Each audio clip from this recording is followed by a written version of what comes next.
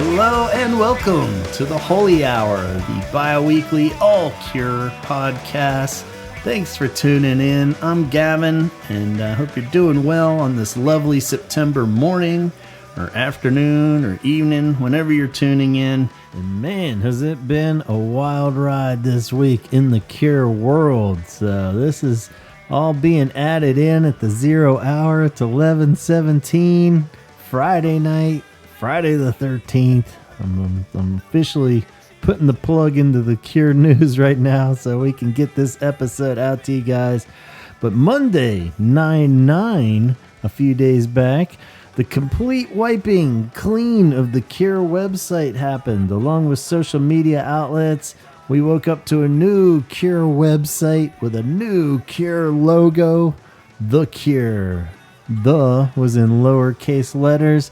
Cure is in uppercase letters. The R is italics. And E has a little kind of deformity to it.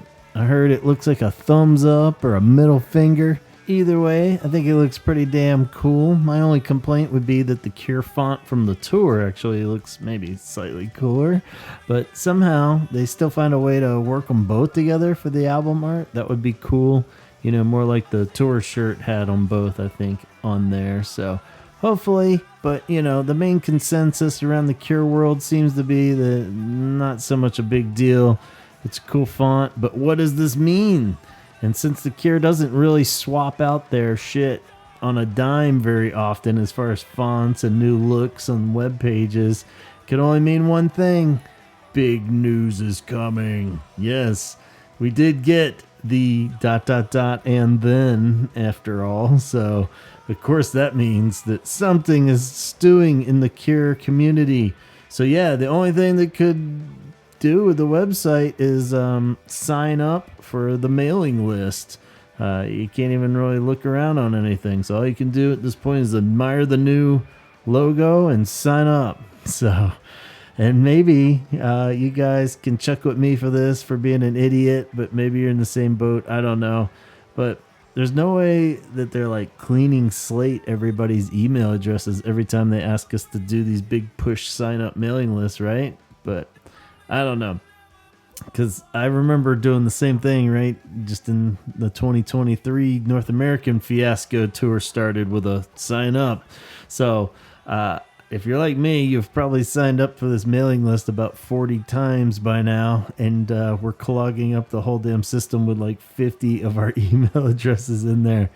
But, you know, better safe than sorry. I'd rather just sign up and see what happens. So, I hope you guys did too, because I don't want to leave anything up to chance. Whatever the hell we're signing up for, I'm there.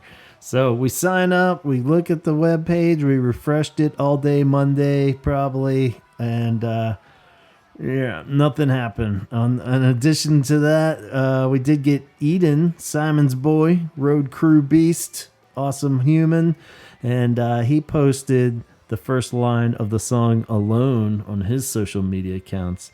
This is the end of every song that we sing. So, all right. The line that starts the new album, kicking it all off, looking good, sounding positive. Reeves even shared the mailing list thing, so it's looking really official. Something important is definitely going to happen. And then, ... And then, Tuesday's gray, Wednesday too. Nothing happens. We keep refreshing the webpage, nothing happens. But Thursday, we did get some updates. We get the first of the new discoveries. The black postcards have arrived. Yes. What the fuck? Arrived at a few Cure houses in the UK, from what we gather. The letters seem to arrive in a black envelope with silver or white writing on it. The postcards or letters inside, they look all black apparently.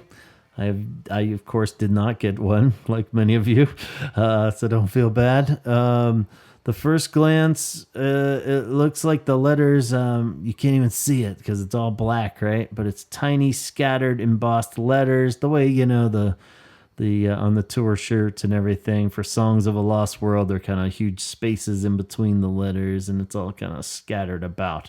So it says Songs of a Lost World. And on the back bottom, I believe it was, in Roman numerals, spells out November 1st, 2024. What? Yes, this is great news. We got a fucking date finally after all these years. 5 years of them talking about it a lot. 16 years since 413 Dream. It's a long time coming and we finally got a date and it feels great. But what? These black cards? What is going on exactly? So this clearly means the record's coming out November 1st, right? I think so. I do. Still, maybe, think. So yeah, that's gotta be it. But only a few people got them from what we know so far, and all of which were in the UK at this point. So we assume the only way that they got the addresses from Cure fans is through the merch store, the official merch store, because the mailing list doesn't ask for your mailing address, right? It's just your email address. And the new one, that just started like 2 fucking days ago, so that's not getting any scoop from anyone. So it had to be the official merch store, right? That checks out. And already seeing threads on Facebook groups, though, that are fucking hilarious of people freaking out and saying, I bought tons of shit at that merch store. Where's my black postcard, my Wonka ticket? And, I don't think we can really put too much stock in how much you spent at the merch store. It's probably just taking those addresses and randomly doing it, if it is something along those lines. But, hard to say. Like I said, it's starting to really feel wonka-ish at this point. Why select people?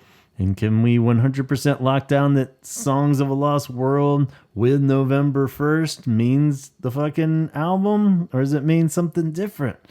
Who knows? So, we must be patient and wait, because the next day, of course, is Friday the 13th. All right, the 13th. The Cure love the fucking 13th. Robert and Mary's anniversary's on the 13th. We got the 413 Dream album, their most recent album. They only have 13 albums. Dark and mysterious, the 13th always is, right? So, they even have the fucking song called the 13th. So clearly a big announcement's going to be coming on the 13th today. But no, didn't wake up to a big announcement. In fact, we only woke up to a couple of clues here. One more card seemed to be delivered, and that could have been from yesterday, and the dude just didn't post it until, or the time changes, because the person was in Spain. But an interesting wrinkle there, because that throws off the UK pattern. So this dude seems to be in Spain that got a card. So what's with that? But more importantly, a poster appeared outside of the Railway Pub in Crawley. Good old Crawley. And this is the same pub. The Railway is now in the spot where the Rocket used to be, where the Cure first played as wee lads way, way back at the start of all this madness. And it's hung out right outside the front door from what looks like a nice frame with a gold border on it. Same kind of scattered print as the postcard saying Songs of a Lost World, November 1st, 2024. Doesn't even say the fucking Cure on it. Doesn't even have to, right? So this is amazing. Yes, it is. You know what this means? Well, yeah. I think we know what it means. It definitely means that the postcards aren't bullshit. Not just random somebody fucking with us. Casey, my wife, had the theory that it's just vindictive Morrissey fans fucking with Cure fans and sending out postcards to random people. But no, I think we're past that theory now, with a poster hanging out outside of the Railway. November 1st. It's an important date, no matter what the hell's happening there. Most likely, 99% the release date of the album. But why one poster outside of one pub? Granted that that's the most historical, huge, significant spot for Cure-ness, but doesn't seem like a huge promotional spot, right? You're not getting a lot of foot traffic there. Maybe they just know that we'll all repost it all over the internet anyway. But a little fucking weird still, right? Putting one poster up that just says the album title and the date. So now we can't help but wonder, well, maybe they're going to play there again or something? Maybe that's what it's all about. November 1st, they would play there, and only the black postcard people would get in, Wonka style, right? And they would play this little intimate show, and that would be it. They'll just play the new album live at the Railway. But from what I heard, the venue doesn't seem like it's quite ready to house any kind of sized Cure show these days. And that seems a little far-fetched, so I don't know. Maybe they'll just do like a record signing there. Who knows? Possibilities are endless. So I guess as the day wound down, the last nugget I found was from Chris White of Cure News. Said that his tweet that he had posted of the poster outside of the Railway got shared by Robert's official Twitter account. So while that doesn't really further confirm anything in the grand scheme of things, it does tell us that if any of this was total horseshit, I'm pretty sure Robert wouldn't be spreading it further or sharing it on Twitter. So we can at least rest assured that Robert's in on it. We're all playing in his little game here, and something is going to fucking happen on November 1st. So, still, most likely the new album, and I, like all of you, are excited as fuck about that, but I do feel hesitant celebrating until the band posts something. I feel like the NME and everybody's running with this as a confirmation, and I feel like maybe we should wait till the band officially says something. But maybe they're not. They're being fun and mysterious about this, but building it up. But I feel like we've been building this up for 5 fucking years. So I don't know. I don't want to be the guy that's celebrating prematurely. So even if the band just put the Roman numerals on the official website, I would feel a little more at ease and could celebrate. But I think we're good. Like I said, 99% sure this has got to be the release date of the album. So you can start making plans probably. And we can all just be severely disappointed if it isn't that for some reason. But I think we can be happy, right? So let's leave it there for now. Because I don't want to be a Debbie Downer about it. I want to finally be excited for this fucking album like you guys. And I think November 1st is going to be the day. So, wow. Can't believe it's finally going to happen. And more details are bound to unfold in the next day and at the start of next week as the Cure play their mind games further with us. And Chaz, Antonio, and myself are set to talk early next week for the next episode where we size up all the clues and all the latest info, and also just do a redo of our hopes and dreams for the new album and prediction wise, because the last one that we did, the predictions of the Live from the Moon album, that came out in December of 2019. So yeah. A lot's happened since then, so maybe in the meantime, even feel free to go back and listen to that one. It'll be pretty funny to see how far off or on the mark we were. But as far as this episode of the Holy Hour podcast, we haven't even gotten started yet, so this is still going to be a fun one. Hang in there. The original episode was going to kick off with a different off-topic addressing of Cure News anyway, concerning Roger's recent announcement about battling cancer for the last 11 months. So we're going to still keep that in there. Let's hand the mic back to former Gavin from 2 weeks ago when he was trying to be proactive and get an episode recorded and mixed early so he's not scrambling at the last minute like he has been for the past 2 episodes. Oh well, so much for that. All right, so here you go, a little Roger update, and then we get down to praising some Boris.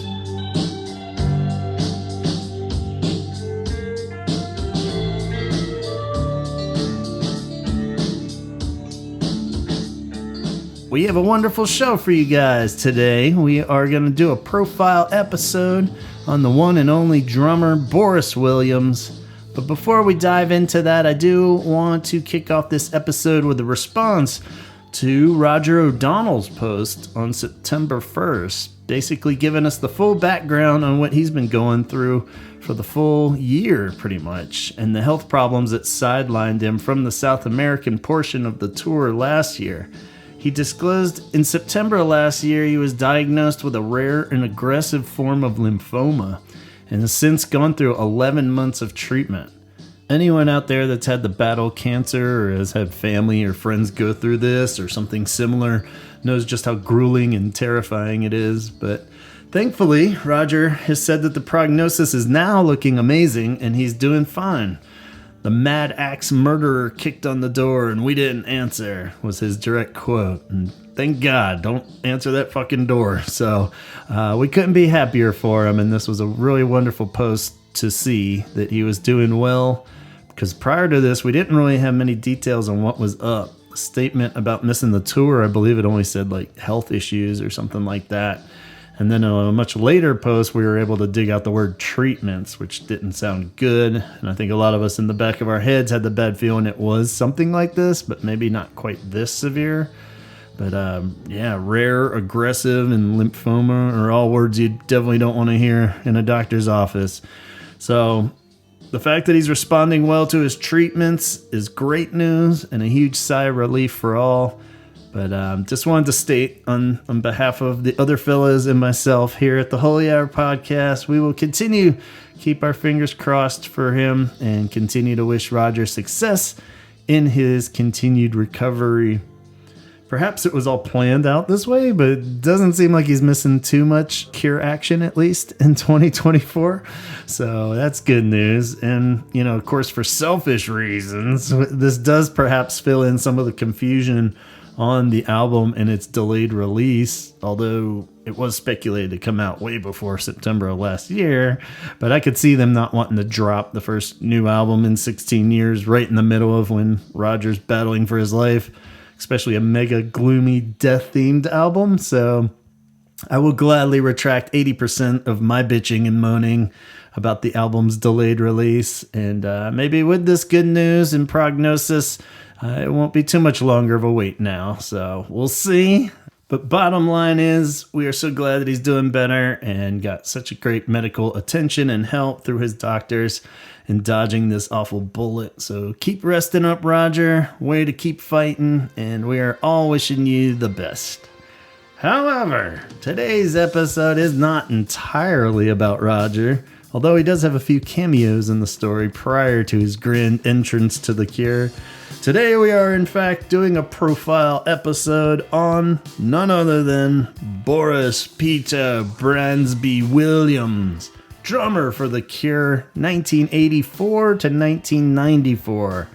Crazy to think 10 years, that's it. It wasn't a huge chunk of time in relation to Cure history, but 84 to 95 is perhaps the most crucial 10-year block if you were to choose one. Boris was born in Versailles, France, assuming not at the palace, but who knows? That'd be pretty rad. April 24th, 1957, just 2 years older than Robert, almost to the day. And he is one of 7 kids. After living in Yugoslavia till about 7, his family would move to Farnham, England, which is southwest of London. And it sounds like he is currently, or at least as of 2019, living back in southwestern France. But at an early age, he'd find an attraction to the music through bands like the Rolling Stones, and even latched on to jazz and blues at a pretty young age. John Mayall and Free were among his favorites. And he had an early infatuation with drums, but really wouldn't play until age 17. In fact, it turns out his first gig would also happen to be the first time he ever even touched a drum kit, which is hard to believe, but this comes directly from Boris. Good place to even just cite my sources here. There's a great podcast episode out there with an interview from 2019, right after the Rock Hall induction, with Boris talking. It's on Sound Heights. is the podcast. I'll put a link to it here, but a lot of this will be regurgitated from that, and I know it's weird to say go listen to a different podcast, but that's all in Boris's words and a great interview, so go check that out. I'll give you the quick versions here on everything he covers in that. And of course, the books there. We've got the 10 Imaginary Years book and Curapedia and Cure FAQ, as always, are great resources for this. But as we know, with all Cure members, they're pretty private people, and there's not a ton of info out there other than the general books of Cure history. But check out that podcast. I definitely recommend it. It's a great episode. And so, yeah, the story of him touching the kit for the first time, it emerged because he answered an ad finally for a blues band drummer that was needed. And he had studied the mechanics of drumming, apparently, very closely as a kid, but had never actually touched the kit. So somehow he got the job, though, without playing for anybody. And they had planned rehearsals before the gig, but they didn't materialize. So the night of the show, using the previous drummer's kit, the whole band went in blind, and but more so Boris, apparently. And he sat down to play the kit for the first time in front of an audience there. And he just told the other members that I'm probably going to be a little rusty, I haven't played in a while. But they somehow bought it. And they somehow pulled the show off, I think, playing a lot of old standards and probably lots of improv. So I can't imagine, even with him, it would have sounded that great. But he would confess to the other bandmates after the show, maybe not immediately, but shortly after. But they didn't seem to really care because they pulled it off, and it was a fun time. So the band would stick together and last, for a few more shows there. Throughout about a year and a half, he would stick with these guys. And around this time, he decides he's going to take a trip to India, too. And that lasted about 8 months. I'm assuming this is after, like, high school graduation age. And so whatever he learned out there must have proved worthwhile, because upon returning, he really wanted to focus more on drums, moved to London, and joined quite a few other bands, short-lived bands, and played numerous other gigs around town in bands like, good old Tomato City, Sadista Sisters, and the Flirtations, which consisted of 3 soul singers from North Carolina, which I guess is a lot more exotic in London than it is here anyway. And another, I don't know if it was part of this band or one of the other jazz fusion bands, but playing around town, he would also cross paths with a young fella named Roger O'Donnell, who was playing in these jazzy bands too. But more on him later. Boris would play gigs at night and work as a motorbike messenger throughout the day, delivering messages on his motorbike, until he lucked into a gig working for the Thompson Twins. Yes, 80s pop band that you should be familiar with. They had huge hits with Doctor Doctor and King for a Day, and of course, Hold Me Now.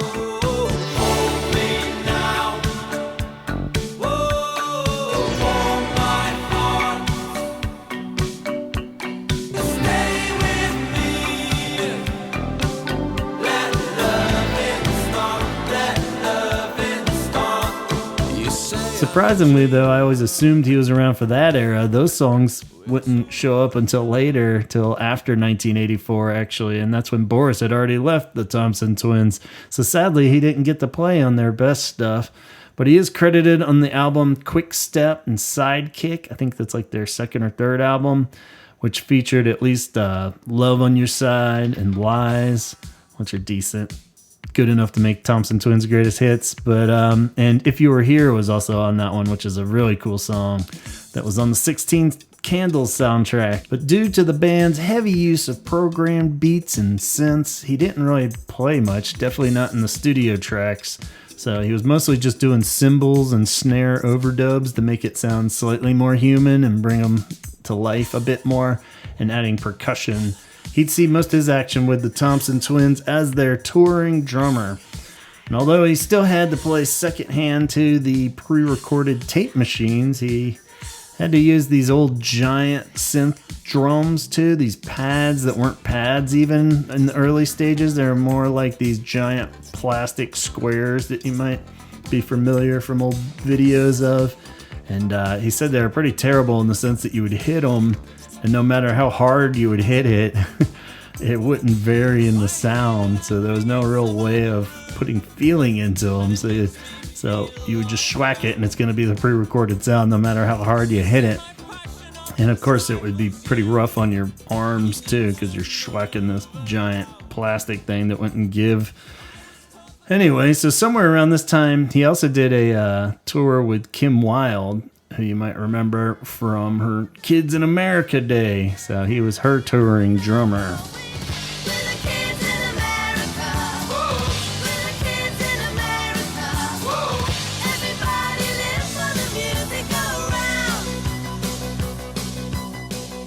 But his main devotion would go to touring with the Thompson Twins in 1983 and the early part of 1984. He would also once again work with his old pal Roger O'Donnell via the Thompson Twins, a connection that would play a huge part in Cure history. But not just yet, so again, more on Roger later. Speaking of the Cure, that band that we all know and love, during this time, in this part of their timeline, they've just completed the Top album and begun a world tour of their own. However, while touring in Japan, their new drummer, Andy Anderson, was let go after life on the road, heavy drinking, drug use, frustrations over racist encounters in other countries, all proved to be a bit overwhelming and much for Andy. So after a couple of breakdowns and run-ins with the law, it seemed it was best for everyone to decide to send Andy on home and continue on without him. Producer and now bassist for The Cure, Phil Thornalley, called on the Psychedelic Furs drummer Vince Eli, who he had recently worked with. And Eli would be in America and agree to play the first 11 dates of the U.S. leg of the tour. But due to other obligations, he wouldn't be able to do the full U.S. tour. So he's covering the first 11 dates, but they're still going to need to find somebody else after that. So at that point, Phil once again utilized his studio connections and remembered that he had recently been working on the Thompson Twins album too, and knew a very underused and wonderful drummer that they had on board who was also touring the US at the time in the Thompson Twins. So sure enough, Boris Williams was actually still vacationing in LA at the time, trying to relax after that long Thompson Twin tour. He had already come to see The Cure, actually, when they were passing through LA, mostly just to say hi to Phil, it sounded like. Doesn't sound like he was a huge fan of early Cure. I think he knew some of them, maybe even had a couple albums, but definitely wasn't really into the goth, early dark albums just on his own. But he was happy to go check them out, and despite feeling weary and tired and not really wanting to jump back into something different after the Thompson Twins tour, he knew that playing with The Cure would be a whole different thing and a lot more fun, as he could play more freely and not just playing along to pre-recorded drum bits and beats like he does with the Thompson Twins. So he agrees, and within just 3 days after Vince Eli's exit, he had learned enough songs to fill a set, and just from listening to the Cure records. So he did go out at that point and snatch up all the Cure records and learn as many of the songs as he had possible. I'm assuming he had some kind of list of the ones they were playing on that tour. And played his first show with the Cure at First Avenue in Minneapolis on November 7th, 1984. And yes, if you're wondering, that is the same First Avenue that is immortalized in Purple Rain. So each night on the tour, he would learn a couple more songs during sound checks, and before long was all caught up, and 16 remaining shows were left on the tour, and they all went great. And as the tour ended, Boris was officially asked to join The Cure permanently. While he had already proven that playing with The Cure would be way more fun, leaving the Thompson Twins would mean a drastic pay cut. At this time, the Thompson Twins were pretty huge, and The Cure were just starting to expand in clubs. Apparently, he was going to go meet with the Thompson twins and possibly negotiate, but their manager took matters into their own hands and announced to the band that he was leaving, and that was that. So Boris kind of figured the stars seemed aligned, and that was where he was going to go. So he joined The Cure. And they seemed to get along instantly. Numerous sources cited that they really liked his sense of humor, and he fit in great with the band. And he liked that they drank a lot, too. Apparently, the Thompson twins were pretty straight and fairly boring while on tour. Boris was quoted in saying their idea of a party was a cup of coffee and a cheese sandwich. Robert Smith would write all of Head on the Door solo and wanted to jump into recording it pretty quickly after the Top tour. This time, bringing back old friend Simon Gallup and bringing back his other old friend Porl Thompson, and introducing their new drummer to the world. And he did it with that killer drum roll intro to In Between Days.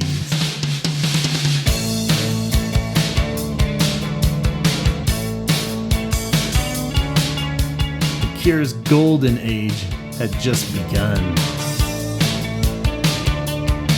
In that Sound Heights podcast episode, the host asked Boris, out of the 4 official albums he would record with The Cure, which was his favorite. And of course he didn't commit to one specific, but he admits that Head on the Door was probably the most fun. The Head on the Door would begin to break The Cure into a larger demographic, especially in the US, and they toured, now filling arenas and outdoor pavilions, quickly followed by 1986's Standing on a Beach, the singles compilation, and the world quickly caught on and caught up to what The Cure had been up to and what they've been missing. The live band was now firing on all cylinders. Only one album in, and Boris was now recording In Orange, a live concert film with the band, and shortly after heading off to Marival, France to record the following album, Kiss Me, Kiss Me, Kiss Me.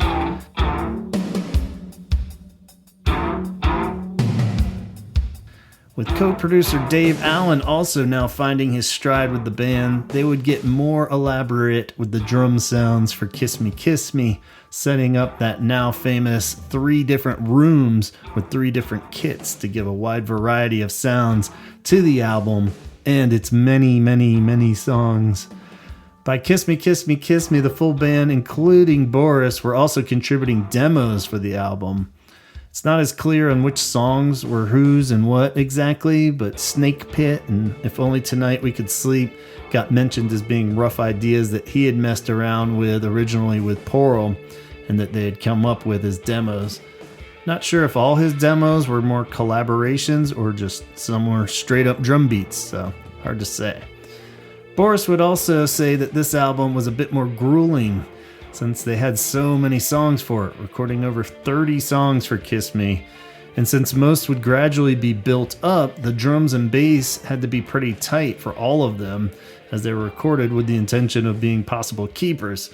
So he said it started to feel a bit like an assembly line by the end of that one, and cranking out all those songs. He also shared a humorous story of while recording the Kiss Me album that Chris Perry was sailing his yacht from England to New Zealand and was going to swing by the studio in South France to check on the progress. So as a prank, they presented him with 3 songs, and they were all slightly out of tune and out of time. And they had to try to keep a straight face while Perry quietly listened to them and was like, wondering if they had all lost their minds and what this total garbage was. So it sounds like they pretty quickly burst into laughter and fessed up, and it had a good laugh, but then they probably played him Fight, and he thought, oh, they're still joking, right?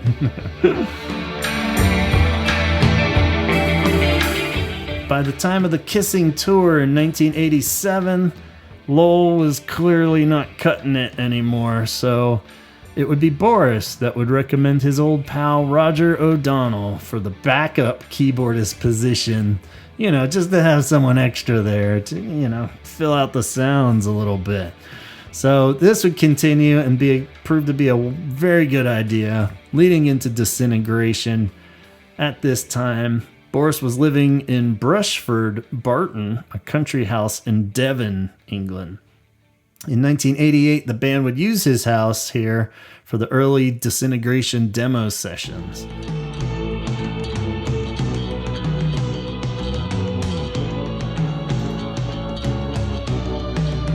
When describing the 4 albums he played on, Boris would credit Disintegration with being the deepest experience.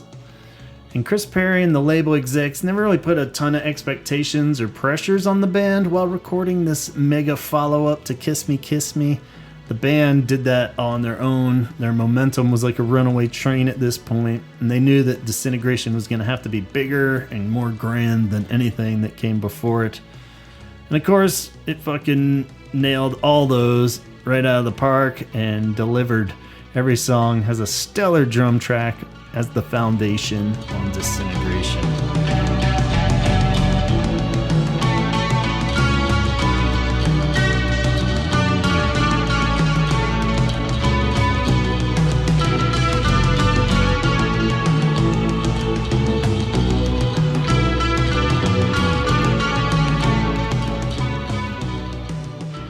We got Close Down, Fascination Street, Prayers for Rain, the title track, Disintegration, Untitled. All of these are so tight, so super catchy and precise, yet packaged full of feelings. Speaking of feelings, let's try to articulate Boris's style now. He's not just a cool, gifted drummer. He's a cool, gifted, passionate drummer. He really finds a way to combine technical with emotion, which is pretty damn rare. By that, I mean he can hold a human version of a drum machine-like beat, but somehow still do it with endless well of feelings. A great quote in describing himself, he said, "I suppose most of the time I'm playing underneath my technique, but restraint is a part of technique in itself." He considers himself more of a feeling drummer than a technical drummer. He says he plays to service the song, though, while admitting that he got more technical with the jazzy stuff he did in the early days or even later with his work post The Cure. And often credits Robert's unique guitar playing and vocals to just bringing out what's best for the song, whether it be a straight up snappy beat like Close to Me or something totally intricate like the beginning of The Kiss. Or just take your pick of any of those Disintegration beats. While he can also just rock your ass off with songs like Cut, Never Enough, End, Burn, or even the 10-second version of Hello, I Love You.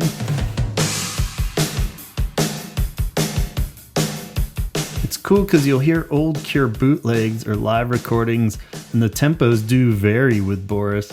Not while playing within the song, but this whole song on its own will be noticeably faster or slower than the studio tracks or other live versions. Sometimes it's even really drastic, but they're still on point and spot on. Just listen to Disintegration on Entreat, and it's crazy fast, but never feels like it's off the rails or about to go off the rails. It's still controlled, but just way faster than the record.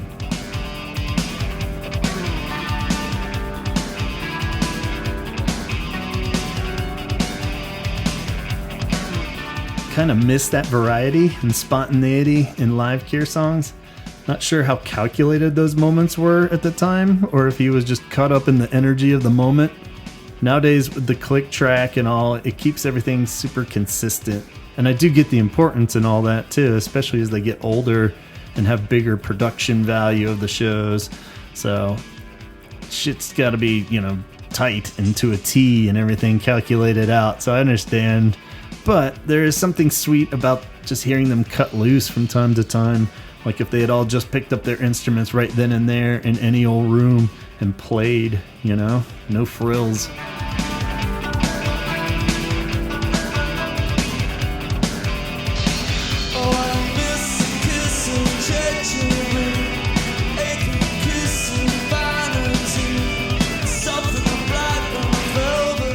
I've often talked about how cool it is that he can drum beats so melodically too, in the way that they almost feel like guitar riffs or vocal melodies, especially all over those Disintegration beats. It's rare for me to be able to pick out a drum beat just by listening to it on its own and I know exactly what song it is, but you can do that for most of Boris's beats, especially those Disintegration ones. Just listen to like 4 measures of it and you automatically know what song it is.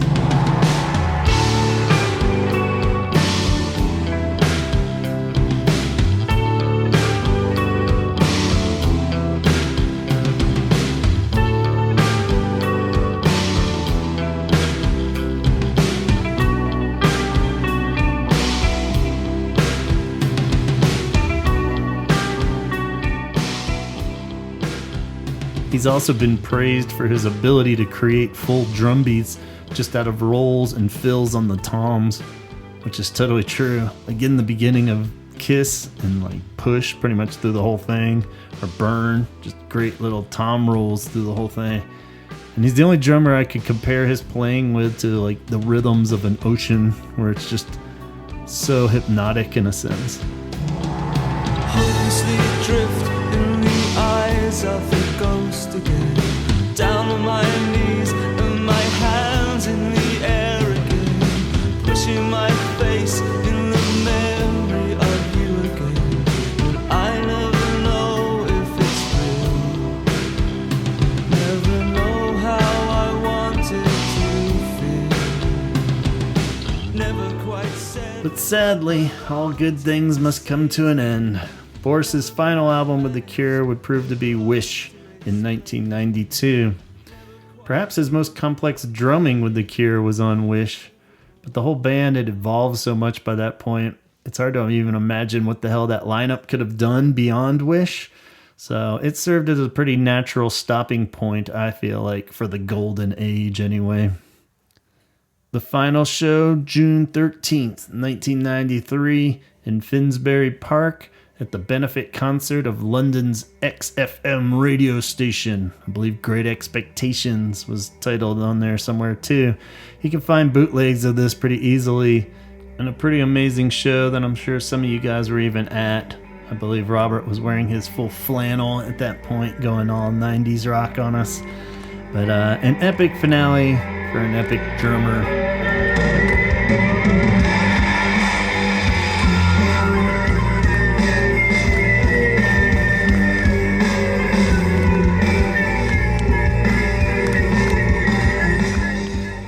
And it continued to be more epic as far as finales. His final studio song was Burn, released on the Crow soundtrack later, March 94. Recorded just Robert and Boris, as the stories go. Simon was still recovering, I believe. Porro had already left. Not sure what Perry was up to, but they both just started riffing together, doing this song, some kind of song for the Crow, and it took flight, as they say. And what a perfect swan song it was for Boris.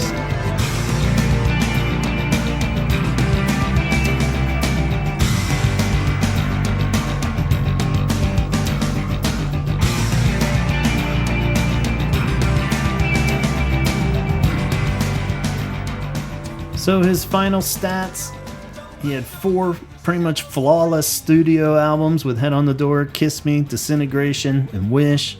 4 live albums that are pretty damn amazing. That's including In Orange. And included on 4 compilations, a couple that come out after he left. And he played a hell of a lot of live shows, so not a bad run for 10-year block of The Cure. Boris would officially resign in 1994.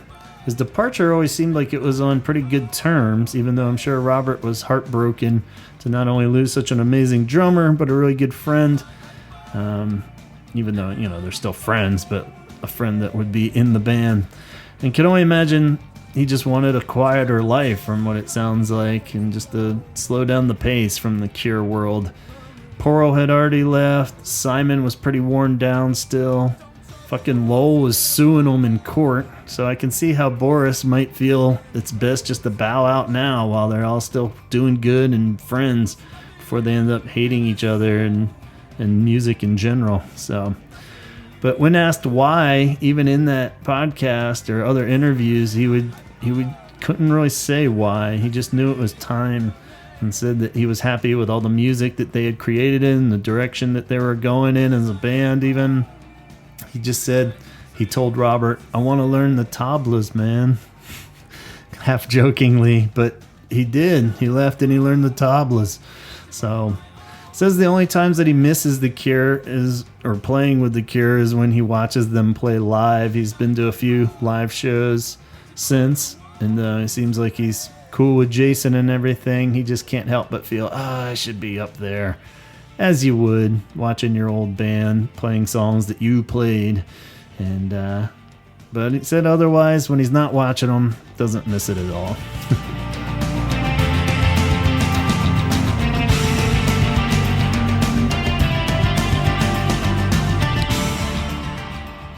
Boris would reappear as a guest on the 2001 Acoustic Hits, playing percussion along with Jason Cooper.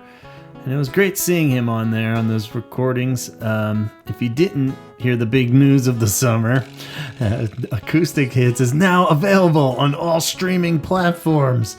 And you can see the 6 videos that they made of them playing acoustic that feature Boris too on their official website. I believe they're bonus tracks on the DVD of the greatest hits too. And they include Boris, so it's good to see Boris back in action and playing along with the boys.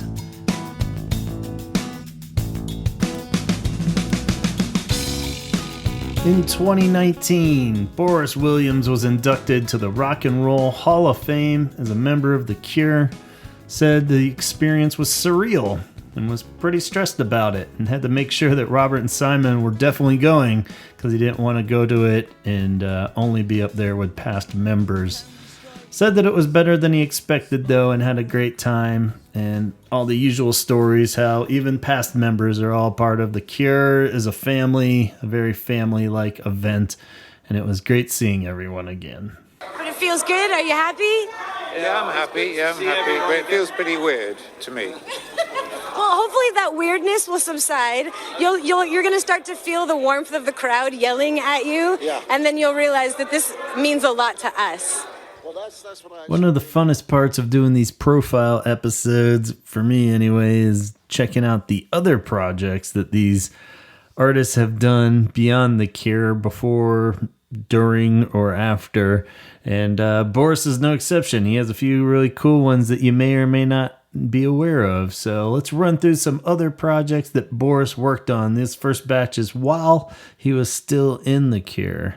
First, he played on the Strawberry Switchblades album in 1985, and a Robbie Neville 1986 self-titled album, and an album that I'm a huge supporter of in 1989. So while Disintegration came out, this album also came out, Candleland, Ian McCulloch of Echo and the Bunnymen solo album, and it's one that kind of gets overlooked. So if for some reason you haven't heard this album, or even an Echo and the Bunnymen fan and didn't really dive into Ian's solo work, and are a Cure fan and didn't dive into this one, I highly recommend it. It's a great album, and I feel like Boris really does have a kind of subtle thumbprint all over it. He didn't play drums on every song, but pretty much the real standout ones he was a part of. In particular, Proud to Fall, which is just a fucking flawless song as far as I'm concerned, and it's totally got that Boris signature kind of beat to it.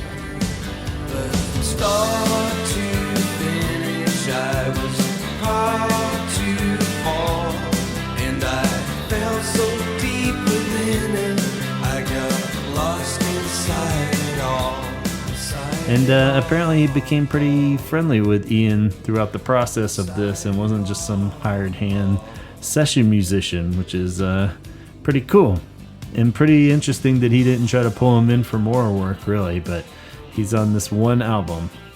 I did a little holy half-hour episode on that whole album at one point. If you feel inclined, you should join the Patreon, and you could hear me babble more about Candleland by Ian McCulloch in that episode on the Patreon. But beyond that, he also struck up a relationship with opening act Shelley and Orphan, so much so that he even began dating Shelley and Orphan singer Caroline Crawley, and formed a long-term relationship with her, and played on the album Humroot in 1992, as well as forming the band Babacar with her and releasing a self-titled album in 1998 post The Cure, with actually poor old Thompson played on that album, and Roberto Suave from Presence, and who was also Simon's substitute for the few shows that he missed on the Wish tour, and Rob Steen would also play in that group.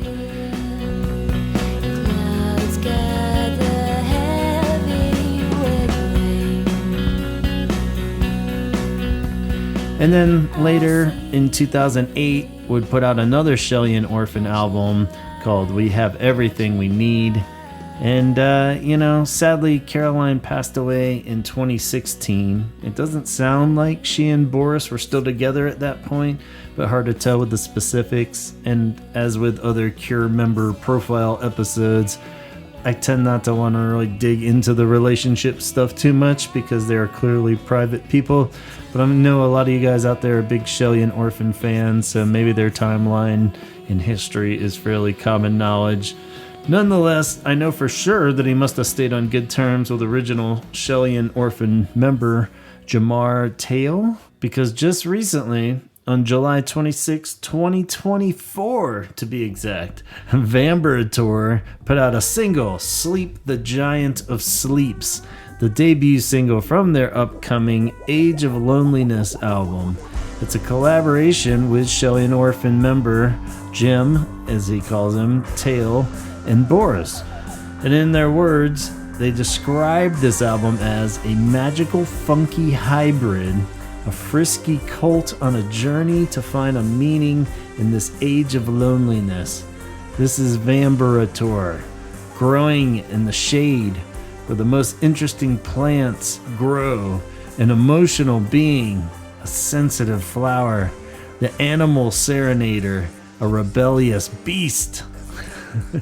So despite that description, it's actually a very cool tune, and I highly recommend you check it out. It's on all streaming services as far as I know.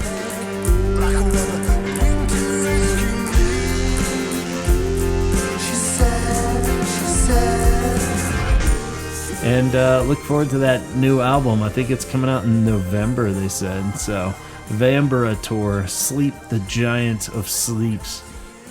In regards to the album, Tale had a quote saying, "After Caroline's passing in 2016, I had been offered the chance to make a solo album.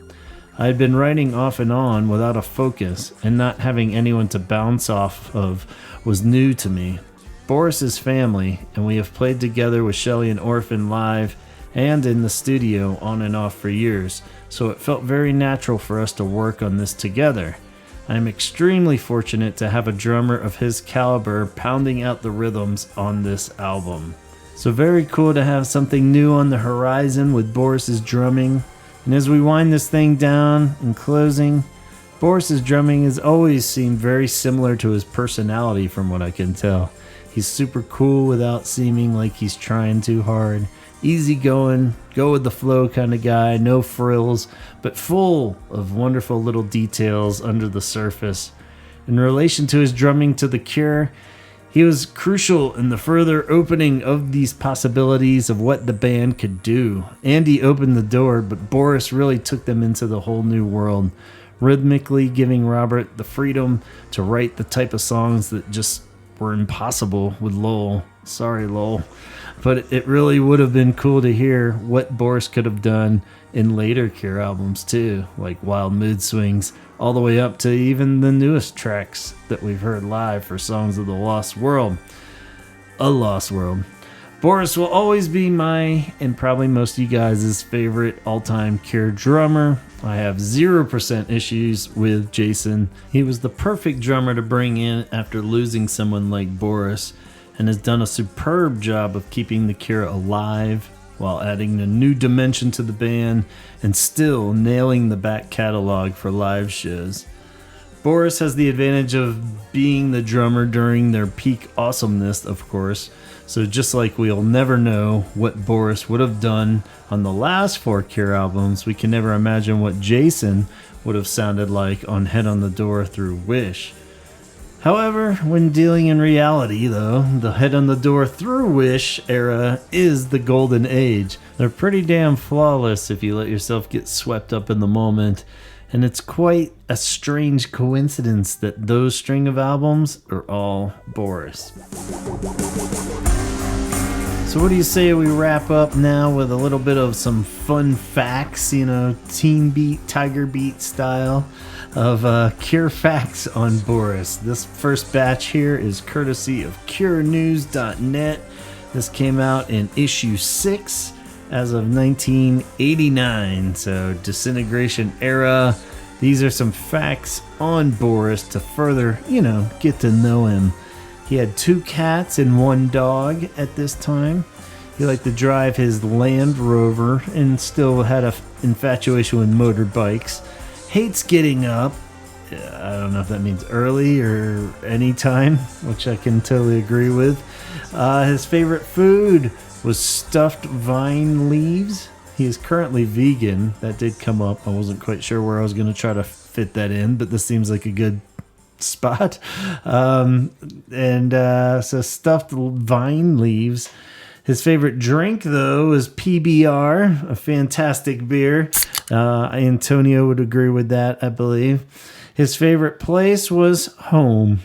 And his favorite film was All of Me, the 1984 movie with Steve Martin and Lily Tomlin. And I need to rewatch that. I remember watching that strangely a lot as a kid. And it's this really weird movie about how she dies and her soul gets into Steve Martin. And rereading the synopsis made it sound even more fucking bonkers. So crazy the kind of shit that they made back then versus now. So I kind of want to rewatch All of Me again and see where that holds up. But anyway, his favorite football team, and for some reason, I don't know if it was intended that way, but it went American football, and he said LA Raiders. And this is 1989, so this is during some Bo Jackson years, which wins my heart more, because huge Bo Jackson fan over here, you know what I'm saying? So apparently Boris was on board too. Favorite actor goes back to that All Me reference with Steve Martin. His favorite actress, Marilyn Monroe, classic. Favorite song, I Want to Be Like You, the Jungle Book song. I want to walk like you, I want to talk like you. Favorite book, The Castle by Kafka. And favorite author, Kipling. And his favorite hero, none other than Daffy Duck. I'm just slopping over with talent.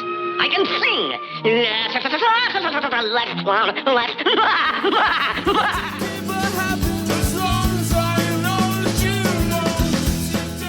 All right, the next batch of fun facts come from the Wish tour program in 1992. A lot of you guys have it out there. Donald got it at the original show. I remember I was very bitter that I didn't buy that. In hindsight, I went for 2 t-shirts instead. But our good buddy Scott Kroger hooked me up with a copy of the fucking Wish tour program, which I still look at constantly throughout the week. It just, a day doesn't go by where I don't really glance at it and be like, oh. So thank you, Scott. And in that, they have a fun little list of facts and favorites, as we saw before. So in this one, Boris says his favorite food is fish. So I guess he was vegetarian. Was it pescatarian, they call it? Pescatarian. Raspberries. He also liked green salad and curry. His favorite drink is Kingfisher beer at this point, so he's moved on from PBR. You could tell the band's doing a lot better at this point. And he loves Cure Royales, which is a French cocktail at this point. So I'll have to try one of those. I'm not sure I've ever had one of those. I think it's kind of champagne-based. Animal, his favorite animal is an elephant. His favorite place at this point is no longer home, but Italy. Seems like a nice place to hang out. His favorite saying is, "Oh, you silly clown." Dream. I don't know if this is just a dream he's had or his favorite dream he's had, but it's Being Swallowed by a Lion. So, there you go. Childhood memory. Again, I don't know if this is his favorite childhood memory or is just his most pressing childhood memory is, or depressing childhood memory, losing my plastic saxophone on the beach. So, very traumatic, maybe. That would suck, man. At least it was a plastic one and not a real saxophone. Perfect moment for Boris in 1992 was in front of a log fire on a wet, cold, windy night. So that matches up good. In Devon, the countryside, nice wet England with a good fire going. So yeah, it seems pretty perfect. As far as films, his favorite film is Cinema Paradiso and TV show Cheers. So hard to argue with those choices. His favorite actor / actress, or the combo of Robert De Niro and Jodie Foster. Again, hard to argue with that. His favorite books, The Naked Lunch and The Drama of Being a Child. His favorite music or bands at the time were PJ Harvey, Nirvana, Cocteau Twins, Miles Davis, and Mothers of Invention. So again, still very diverse, adding the rock with the jazz, with alterno, whatever you want to call it. So good, diverse music taste as always with Boris from the start. His favorite song, Singing the Blues by Guy Mitchell. And his favorite all-time Cure track as of 1992, From the Edge of the Deep Green Sea.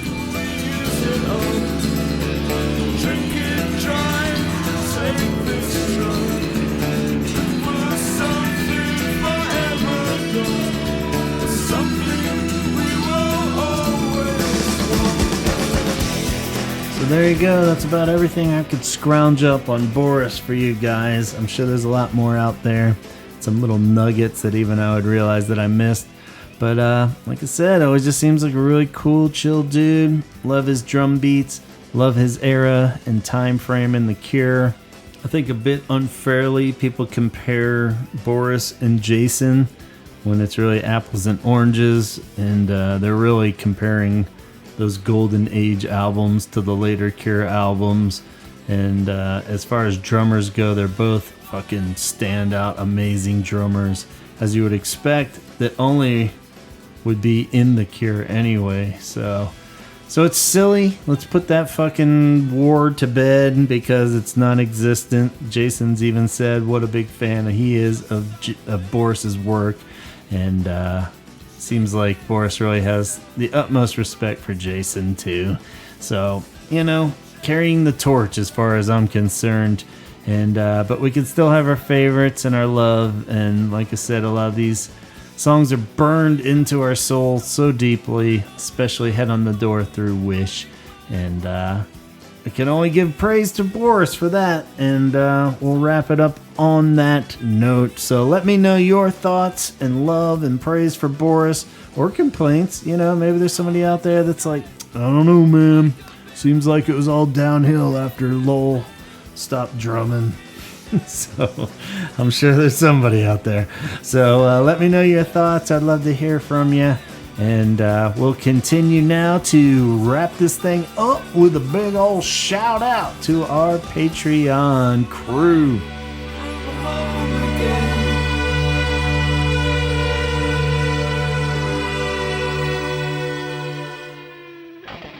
Ah, did someone say Patreon? You bet your sweet ass we did. It's time to give a giant shout out to the best batch of Patreoneers that you can imagine. Donna, Craig, Jeff Hilton, Jeff Cortland Jones, Sue, Ben, John, Alan, Allison, Dion, Namicio, Matt, Danny, Bunny Lake, Coulter, Matt Ford, Tom Johnson, Tom Burns, Letty, John Roberts, Francisco, Jason, Amber, Nicholas, Arno, Chad, Shirley, Jason Hall, and Scott Kruger, who is currently celebrating his birthday in lovely Ireland. I believe it's tomorrow, so we want to send a giant, great big happy birthday shout out to Scott. He's also hoping to visit and climb the epic stairs of Ahch-To, the island where they filmed Last Jedi. Hopefully he gets some blue milk out of a space seal and snatches a porg for us. But, if he does have any luck, I'm sure we'll hear all about it on the Sarlacc Digest. That's where Scott and company bring you the finest Star Wars podcast in the galaxy. It airs every Wednesday evening, 8 p.m. Pacific time on YouTube/Facebook. And or catch the replays anywhere you listen to good old-fashioned podcasts. Hope you're having a wonderful vacation out there, Scott, and make it back home safely. We got to catch up on all this cure madness. Tanya would like to spread awareness on 988lifeline.org, a suicide and crisis hotline with over 200 crisis call centers located all over the United States. Available 24/7, offering free and confidential support for people in distress and numerous prevention and crisis resources. Call or chat online if you or anyone you know is in need of help. Tim is part of New Waterloo, an independent hospitality development, design, and management company that owns and operates hotels and restaurants all over the U.S. and beyond. Find their many locations at newwaterloo.com. Dana wants to continue to issue a reminder to make sure you are registered to vote and to get out there this November and actually do it. They are saying it's going to be a close one, so make sure you are out there and all set and registered. If you aren't sure where to register to vote in your state, go to vote.gov and they'll hopefully get you on the right track. And once you've got that all covered, go check out Dana's animation and illustration work at graphics.tv. That's graphics with an X.tv. And reach out to her if your business or project is in need of a makeover. And Kate over at CureThreads.com has a vast catalog of original Cure-inspired designs on a wide range of products, so go check those out. And she also runs Cure Arts Collab, an Instagram page that compiles Cure fan art. And she's gearing up for Curetober, so go follow the page now and be ready to pounce once October 1st lands. Lisa recommends you visit Dickens up in Calgary, Canada. If you want to catch a great live show or an event, you can see the full listing of upcoming shows at dickensyyc.com. And Jessica recommends you also check out Club Nevermore down south in Little Rock, Arkansas, if you want to get the full goth experience down south. For a full listing of their events, go to clubnevermore.com. They just hosted a goth camp night, from what I saw, that sounded amazing. So I think it's too late to go to that one now, but you can check out their details on the website. I'm sure they're always putting together new and cool events, so you'll be sure to catch the next one. And don't forget Chaz's other podcast, the X Communication Station, where he, Donovan, and Chrissy take on the evangelical church, always digging up dirt on what's really going on behind them church doors. And please consider joining our Patreon team. The Holy Half Hour episodes go up once a month, so you can check those out. And we have an official Holy Hour merch store that you can find anywhere that you find our links, or on our Facebook page or Instagram. All of them have the link in there. So go get yourself a Holy Hour t-shirt or sticker or some fashionable mugs or some shit, and a whole wide range of awesome designs over there. So please check it out. All the support really helps. Patreon.com/The Holy Hour Podcast. And if you'd like to show your support in a less costly manner, that's great too. You can always just subscribe. Sorry, it's getting late. Wherever you're streaming from, and follow us on YouTube, Facebook, Instagram, and leave a nice review, or just email me if you want to chat about the Cure. Anytime. GavinConnor@gmail.com is where you can reach me. So still can't believe we're actually getting big news on this album. I'm real excited. It's going to be great. We got some great months to close out the year with if this new record finally happens. So We'll full on discuss it with the boys next episode, so stay tuned and subscribe. Can't wait to size it all up and hash it out. So let's do it again in 2 weeks and see what's going on then. What magic craziness has happened since then. Until then, thank you so much for listening. Go put on some Boris jams and talk hard.